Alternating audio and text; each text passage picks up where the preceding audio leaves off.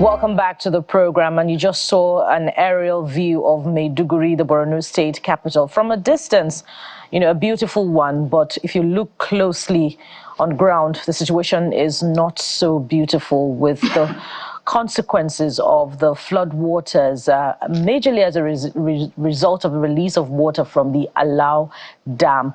Let's get live updates now as our correspondent, our environment correspondent, Ayola Kasim, who is currently at Dumbua Camp in Biu Road.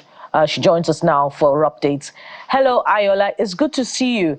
Tell us what you're learning about the flood waters in most parts of the state. Are they receding? And particularly, is there anything new about the leakage from the Alau Dam? Has that been dealt with? Right. Good morning, Bukola. Well, it's sunny Maiduguri. It's sunny Maiduguri this morning, and what with the update we got from NEMA is that there are over 414,000 people have been affected. Of course, 58 people have died, and then I mean, sorry, 58 people have been injured. 37 people have died, unfortunately. And then here in Bakassi camp on Dambua Road, actually, there's so many people here. Just a few moments ago, we saw people of the Borno State Environmental Protection Agency. They're trying to make sure this place is clean, trying to make sure they're comfortable. When we spoke to some of the people that have been in this place, some of them said that a lot needs to be done. This morning, we saw water just being supplied. But of course, before then, they said that there's no water, there's no food. I spoke to a driver that is 43, that is father of 5 children. He said he has not seen his wife, he has not seen his children. So he's really, really, really worried. Most of them are heading towards the Shewu's Palace, just across from here. So they're heading there, hoping that something will come to them. So that's what we have at this moment. All right. But there's no word about the leakage from the dam. Well, we've been trying to make our way to the dam, really. Everybody will be telling us, no, you can't go, it's too dangerous, it's all. But then we are still working on that. We are hoping that to see the situation there.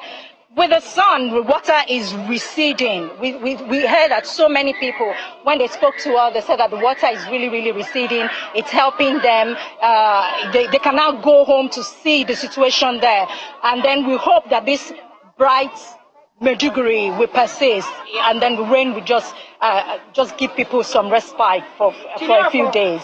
So I'm wondering, I'm sure you've spoken to persons there. What are the feelers you've gotten as to the level of pain they've been experiencing? I mean, some losses or personal losses that some of these people have experienced, because now we understand property have been destroyed. We don't know how much intervention, government intervention can come in to even help them in the first place. Just to give an outlay of what the people are feeling. All right, just imagine a man, father of 5, hasn't seen his children for like 3 days now, if not 4 already, and then he has not seen his wife. He's a driver, he doesn't have a job. He's like, you know, when we spoke to him, he was practically begging us for something, which is so disheartening, is really upsetting. That is what it is like here at the moment. And I have another father here with me. Muhammad is with Muhammad Jr. too. So he too is here. He's one of those people that have been able to locate their family. So, okay, Muhammad, just talk us through what exactly it is that you are actually going through at the moment. I can say it's a trauma. I haven't experienced such in my life. If I could remember the 1994 flood disaster I've witnessed it, but this one is quite different. I can say it's very disturbing and it is pandemonious. I almost lost my son this month. He went out when the floods reached us. Before he couldn't be able to reach home. It is one of our neighbors that helped us bring him home. I even lost hope that I may not see him. But their mom, have you been able to see their mom? We have been strapped on top of a one-story building for 3 days since on Monday. It was on Wednesday evening when one canoe came to our location and we tried to persuade him to evacuate us. He said that we must pay 2,000 for each person, but I persuaded him to accept 1,500. That's what we pay before we were being evacuated from that area. Just quickly tell me about your feeding plan, how you're getting food, how you're getting yourself washed and clean. Just talk us through that. I have been taken back for 4 days.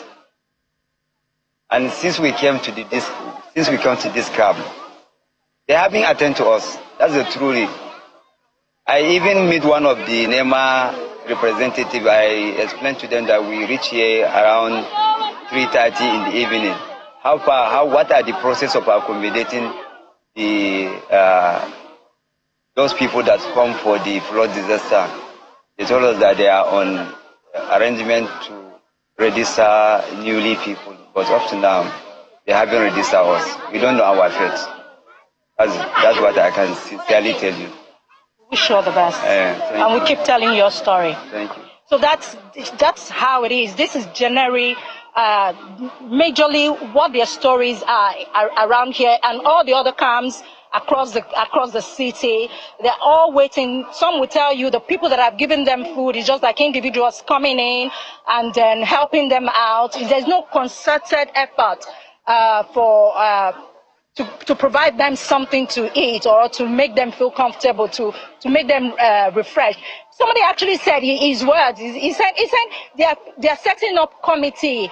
This is not a time for committee. It is an emergency. That's what I said. And this gentleman, he works on the immunization plan, the vaccination plan across. He helped to give polio vaccines. He actually mentioned that, and he said that he's there. He doesn't know what to do, and his friends call him doctor, and everybody's looking up to him. But at the moment, he's completely lost. And Ayala, it's just devastating to hear those stories, see the look on their faces. There's a tendency for Nigerians to think, oh, this is happening in Maiduguri, right? It's not happening here in Lagos, in the nation's capital, but it could be any city at this point. It could be in Lagos, it could be in Abuja. The people of Maiduguri did not see this coming. Last time they had this was over 3 decades ago. So I know you'll be speaking to a lot of people, and I know it will take a lot of strength to really capture all their stories, take all of that in. But perhaps you might want to speak to us about the general state of the city. The images we're seeing, it looks like a ghost town. Clearly, that city will take a while to recover. So maybe you might want to speak to that, and perhaps if you have other people that you want to share their story with us, absolutely. Ayala. All right, so the thing is, people are friendly, and since we've been filming, we are beginning to be like a side attraction to them, if you can see. There was a time when we were taking the drone shot that you saw earlier. They were actually waving and so excited that, oh, we are taking their story and all. So, but that is not what they need, really. They want something to be done. They want something to be done. And I just want to go back to a story that was done about a year ago, October 2023. The dam, from what we heard, it was given a pass somewhat by the Ministry of Water Resources, saying it was okay. But the unusual rainfall, which we should have prepared for, actually, knowing that we've been talking about climate change, we've been talking about global warming, unusual rainfall pattern. NIMET earlier this year said there was a seasonal rainfall prediction. But all we all focus on is that people should leave their homes. People should leave their homes. Now they have left their home, they've come to this place. This is an abandoned project, actually, on the Dumbua Road. I think it's a government housing, proposed government housing estate. that's been abandoned and now converted to a place. Most of the secondary schools across town has been converted into something like this. And then all these green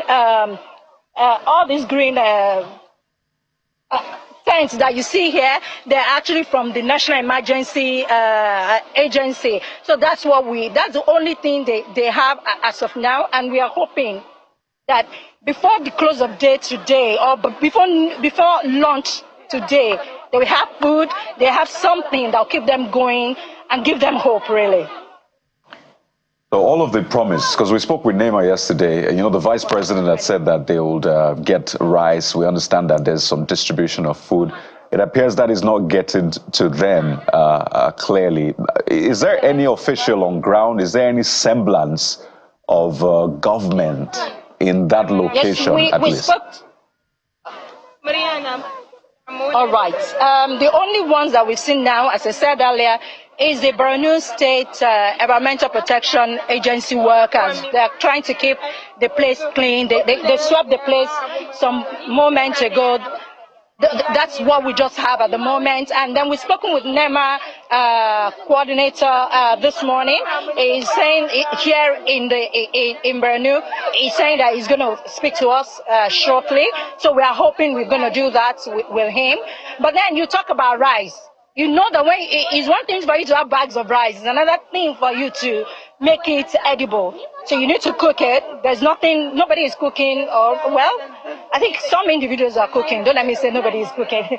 So some individuals are trying to put something together for them to eat. So you need something to make the rice nutritious, to make it edible. Possibly the rice is somewhere. We have not seen traces of it here. So people are just fending for themselves as it is here. Well, that's a very sad situation, and it's also equally worrying to know what those residents are going through.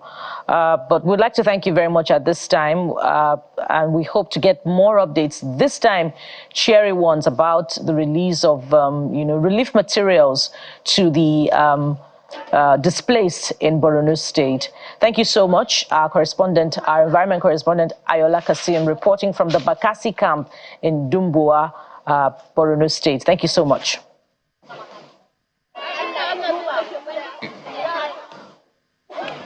Bukola, I couldn't walk past that guy who was on the rooftop for 3 days, and then he was asked to pay to transport it. I don't know. 1,500. 2,000 actually. They had to negotiate to 1,500. I'm just thinking about our humanity and the promises of government. Those are things that's what we're asking about that helicopter yesterday, the situation. The man has been on the rooftop with his family for 3 days. Eventually saw a boat. They say he has to pay 2,000. The people are making merchandise of the situation. We're reiterating this so that government can speed up whatever intervention they have to do right now. Speaking of which, the governor said 3 billion naira has been released to Borno State to tackle the consequences of the flood. Relief must be provided to the residents at this time. We'll take a break now. When we return, we'll turn our attention to an entirely different matter. It's Fitness Friday, so let's get our leg working. Stay with us. We'll be right back.